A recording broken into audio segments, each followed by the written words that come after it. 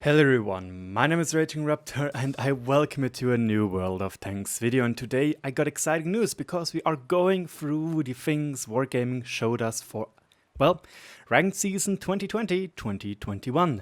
And probably the biggest thing which is going to change is obviously this list right here. Wargaming listened to our pleas and listened to the community finally, and not like in the Clone Wars campaign. But yeah, Wargaming decided to ban every single reward vehicle on tier 10 for the upcoming 2020-2021 ranked season. Which is, in my opinion, a very interesting move. Why exactly? Obviously, it levels the playing field. Sure, because in the end, a person which, for example, is like, just take a hypothetical person with 50% overall win rate, or like 1500 WN8, and he has a Chieftain, and somebody with like 1700 WN8 overall with like 55% win rate, and it just has a Super Conqueror. Obviously, the person in the Chief turret, he is most likely going to win most encounters because a Chieftain can easily penetrate a Super Conqueror on the turret ring, where meanwhile the Super Conqueror is just a sitting duck and can't do anything for the Chieftain. Now, again, this is a great change, but let's move on to everything we're going to have a look at today. We have a little bit about the revamped progression system, updating the bonus battles, the daily battles, missions and leagues, the performance and enjoy your glory stuff, new items for bonds, most likely the bond shop, the cumulative discount for ranked battles player. This is very interesting. We are going to have some speculation about that as well. And obviously we already talked about the reward vehicles, but we're going to quickly have one more glance at it as Wargaming writes something very interesting, but also very, not stupid, but counterproductive. Now, the revamped progression system is fairly simple. Wargaming wants you, the players, to play more in the leagues than in the divisions. And this is why Wargaming reduced the number of ranks in the divisions, meaning that you don't need to have 15 ranks anymore per division, but only 10. Obviously, the number of chevrons needed, they have been changed a little bit, but in the end, there will be less needed, meaning you are quicker in the leagues.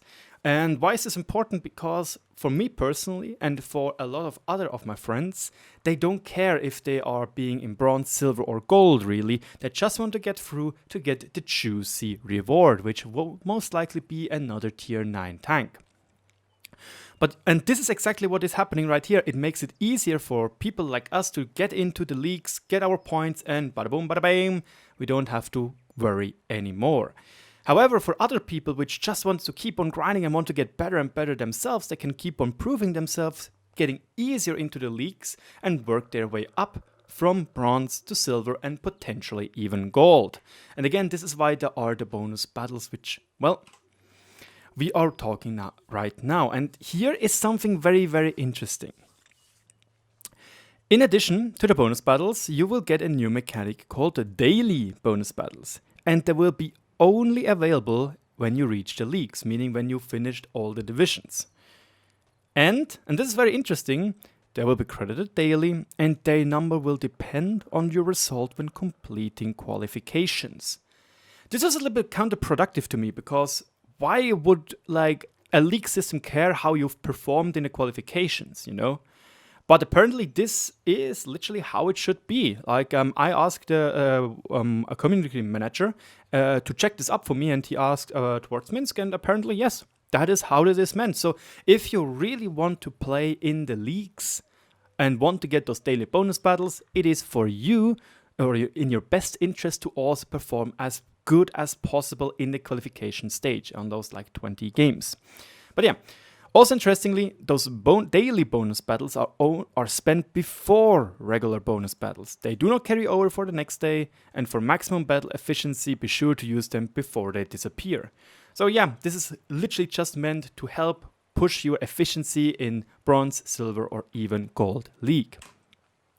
Yeah, this is why they have daily battle missions in leagues.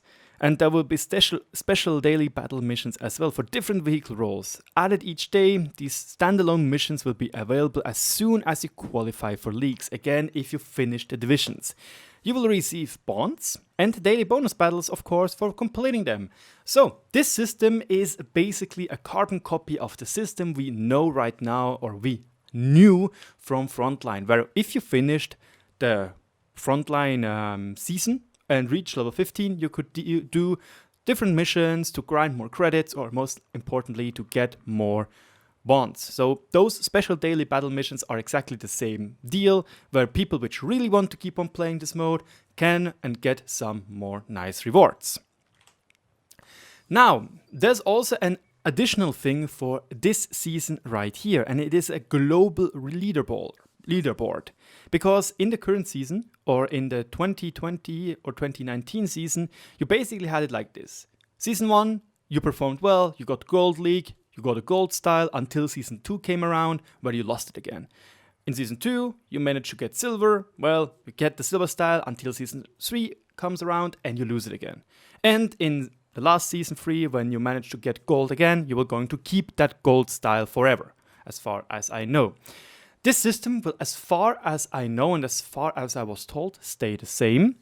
However, there will be also a global leaderboard, which will track the progress of your best season ever from all of those threes, and then you will get an additional reward, most likely a special style or maybe even a special batch, you know. It's not entirely sure yet, apparently, so yeah.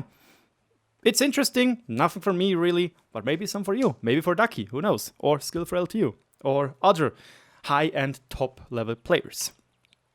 And yeah, I most likely think it will be something like this, where you have this leaderboard like in Clan Wars, where you can look at the best players or the best clans, etc. This is why I took this screenshot as an example.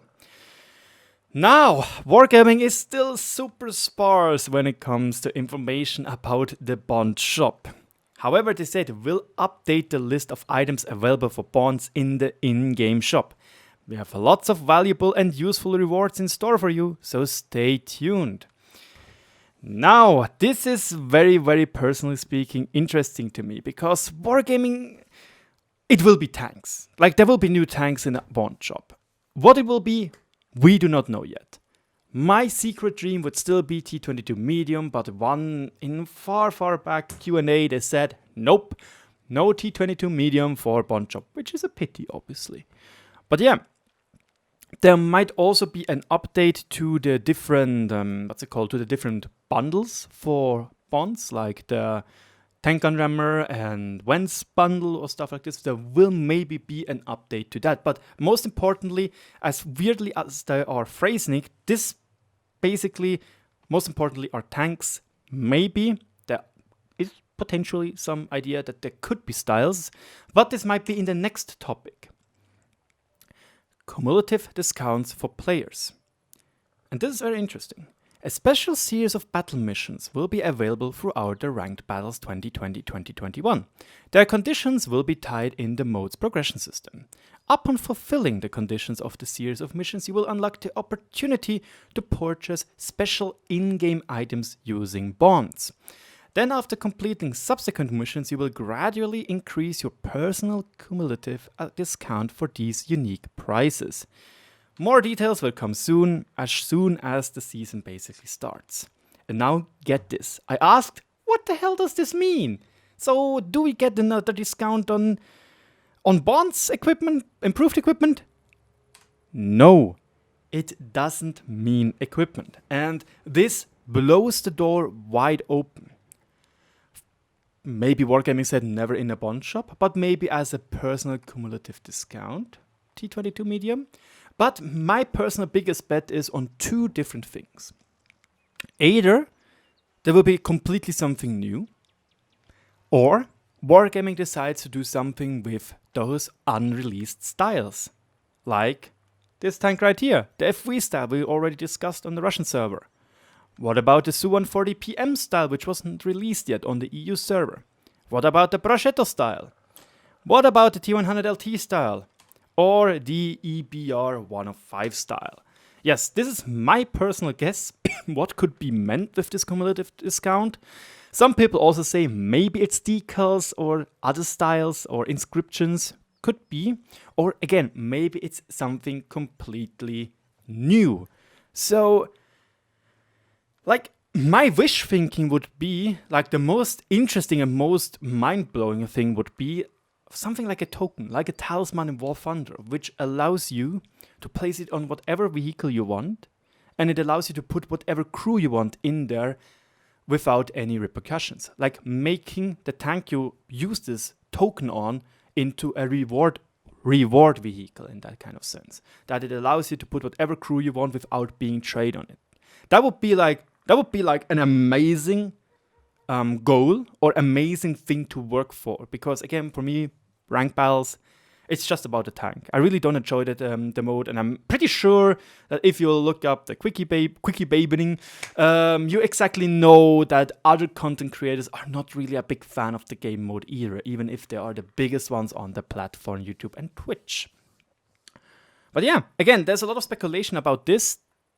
Nothing really, but again, it will not be equipment as far as I have been told, which is very interesting. Again, it blows the door open. However, as far as I know, and as far as I was told, there will be once again the annually ranked battle rewards, which obviously include another tier 9 vehicle. And again, as far as I was told, you have to get those tank tokens. Again, through progressing through the different things, progressing through the divisions, maybe getting gold, maybe getting silver, and getting progressive rewards for that.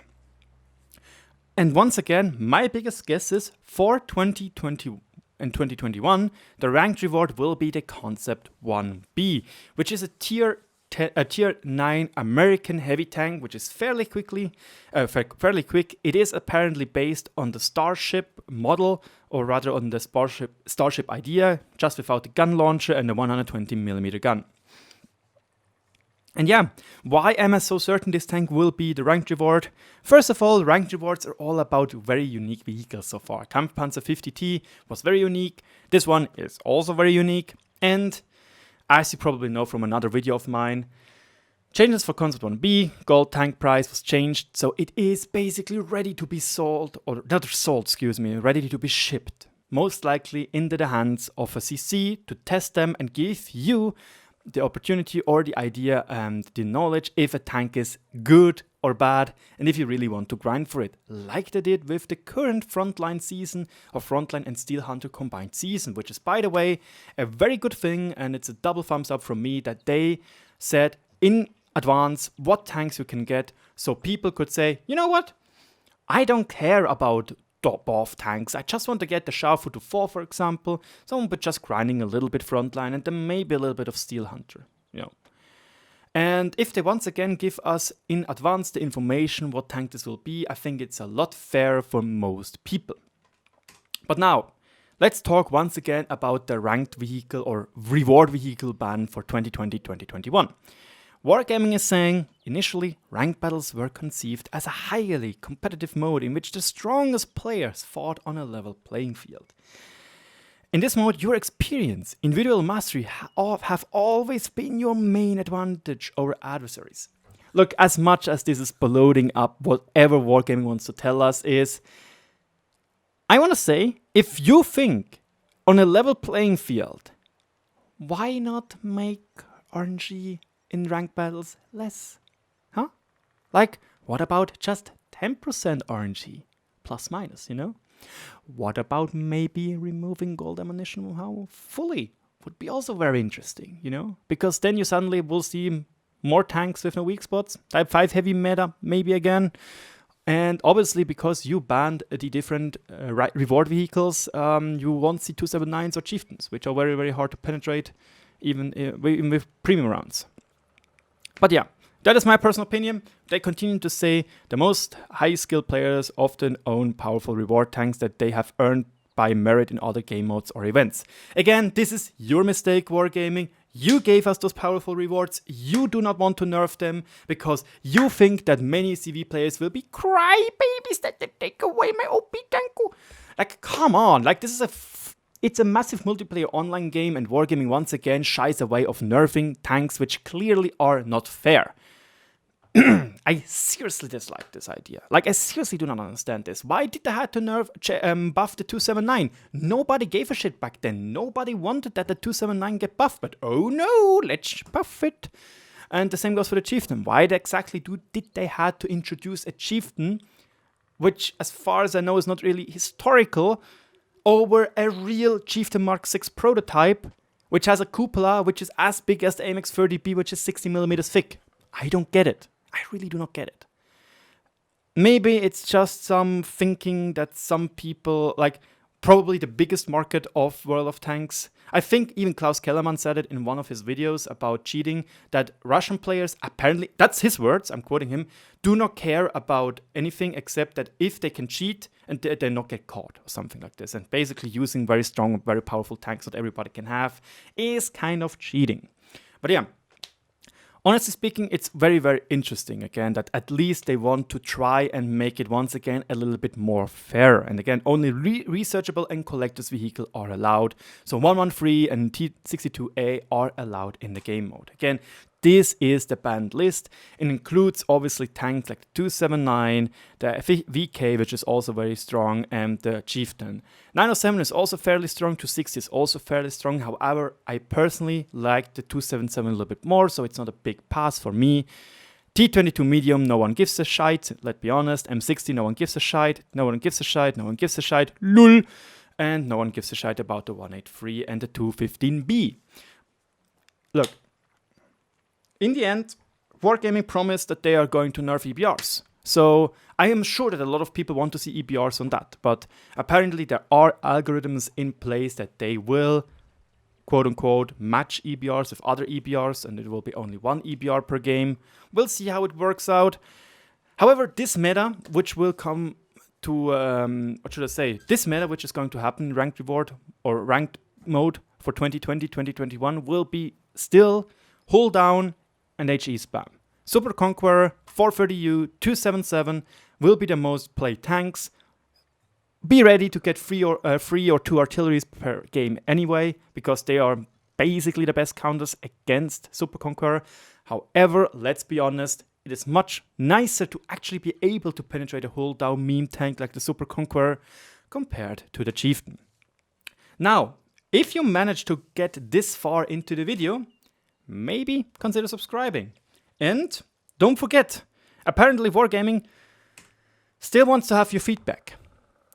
I personally also want your feedback. And today I made a little bit of a different approach. Because I know that a lot of people are just blabbering down the website. So basically what they do is, now I just have to open this up. Again, now we're going into unspecial territory. They basically just open it up and go blah, blah, blah, blah, blah. So I tried to make it a little bit more differently with my patented PowerPoint presentation. But yeah, again, if you enjoyed it, let me know in the comment section below. If you think the added effort was worth it, then let me know. If not, if you think, nah, it's not that good or not really worth it, then let me know as well. I will keep an iCard up there if it's still possible, because they want to remove that feature for some reason.